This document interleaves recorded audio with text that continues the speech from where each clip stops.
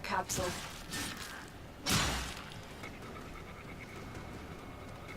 Hello YouTube, this is YyoungChris playing Warframe, and today we need to talk about something that's been bugging me for the past couple weeks. The direction of Dragon Ball Super. Now I know some of you guys want to see all the action and plot twists like come around, but you gotta understand, this is an anime in 2018. This is not 1988, 1985 when the original Dragon Ball came out. So I expected Dragon Ball to change with the times. But what's happening is they're trying to stick to their roots, but their roots have not aged very well. And I can use an example in the last episode of 130. When Jiren was fighting Goku at around the 15-minute mark, you can see he was already beaten, he was wounded to the point where he was about to die. But 5 minutes later, he got up like he wasn't injured. Nothing wrong with him. He was like, there were no scratches on him or anything. Well, there were scratches, but there weren't any really big bruises. And he gets back up. Okay, that's fine, that's fine. Goku's still gonna win, right? Yep. And Goku beats him up again. 2 minutes later, happens again. Gets back up. Some more scratches. Still fighting like he's at full power, while Goku is literally above his full power. And if you rewatch the episode again, near the end, where the twist comes out, which I'll get back to that. I'll get to that later because that's really annoying too. But at the end of the episode, it's like he can still use the energy, but he got utterly demolished by Goku for the whole episode. Well, from about the 90-minute mark forward, he got destroyed by Goku. And as we saw in the previous episodes, when Vegeta was getting destroyed by Jiren and Toppo, he had no energy left at all. But if you really want to watch, if you want to compare those fights to Jiren versus Goku versus Mastered Ultra Instinct, you can see that Jiren was getting beat more than Vegeta was, yet he still ended up having more energy left over. You could say because Jiren has unlimited power, he's the strongest in the universe. But at the end of the day, we need better power scaling. Because from what I see based off of the last episode, is that Jiren should destroy the remaining warriors. Like I said, and I'll get to that later, in Universe 7.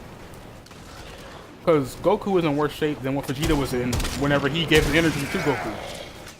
So I want to see what they're going to do with that. Are they going to give Goku a new form? Is he going to get Ultra Instinct back?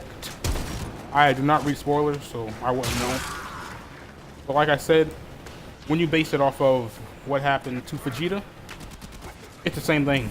He was in the same shape Goku was in right now, and I bet you my life Goku will get back up again and start kicking Jiren's tail. Additional life support has arrived. And now I'll get to the surprise at the end of the episode. It turns out Android 17 is still alive, and Frieza, well, I guess they never showed Frieza getting knocked off, so that was much of a surprise. It turns out Frieza and Android 17 are still in the ring. And I have a huge question. If Android 17 didn't self-detonate, then what kind of ability was that? That's what I want to know. It's not like he's a Saiyan or technically he is humanoid, but he's more robot than anything. It's not like he has real energy. So I want to know how he survived self-detonating himself with a bomb built in by Dr. Gero. If that's the case, Android 16 could have done that in the Cell Saga and lived instead of getting crushed by Cell. Life support incoming. So basically, it boiled down to the plot and how it has not aged. The writing of Dragon Ball has not aged well, and you can clearly see that compared to modern animes. If you want No Game No Life, My Hero Academia, there's There's obviously more, but those are the two examples I'm using.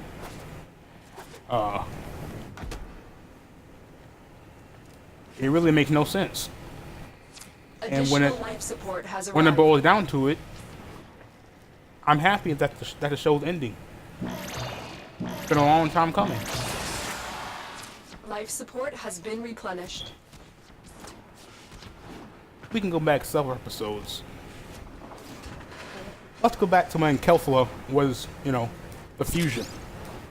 That was when I started really doubting the show and the writing and the scaling, because we see, okay, so Caulifla's what, Super Saiyan 2, and Kel is Berserk. We don't know the scale of Berserk because she was beating everybody, but then Jiren beat her in one hit, so we don't know her power scaling that much. But they fused anyway, and they went toe to toe with Ultra Instinct Goku, and that was really when I knew that this show was just, it was a joke. I can't take it seriously. And I know I wanted to. When I was a kid, I took Dragon Ball Z seriously, but when it boils down to it, it just doesn't make any sense of who's stronger than who. And just, I was expecting to see, you know, Vegeta, maybe Gohan, Mark the Thor, and Frieza, Mark the Thor people early on. But no, they were head to head with every single person they fought. And that's not what I came to see. Of course, Goku gets to Mark the Thor people easily. Even Jiren, which still doesn't make any sense. They need to clarify what Master Ultra Instinct really is, because the god seemed distraught when he unlocked the regular form, but now he has the real form, and they don't really seem that impressed. The clown god of Universe 11. He was acting like Jiren still had it, but he was acting scared out of his mind whenever he first got the form, Ultra Instinct. Basically, what I'm trying to say is that don't waste your time on Dragon Ball Super, and you guys should all be thankful that it's ending now and not carrying on the stupid, idiotic plot of what it's been doing for the past few years.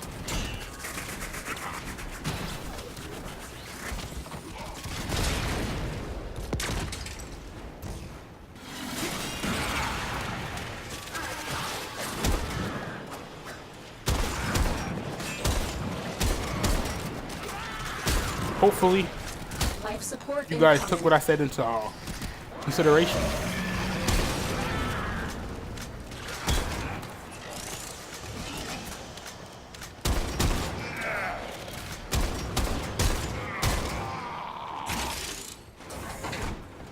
See you guys next time.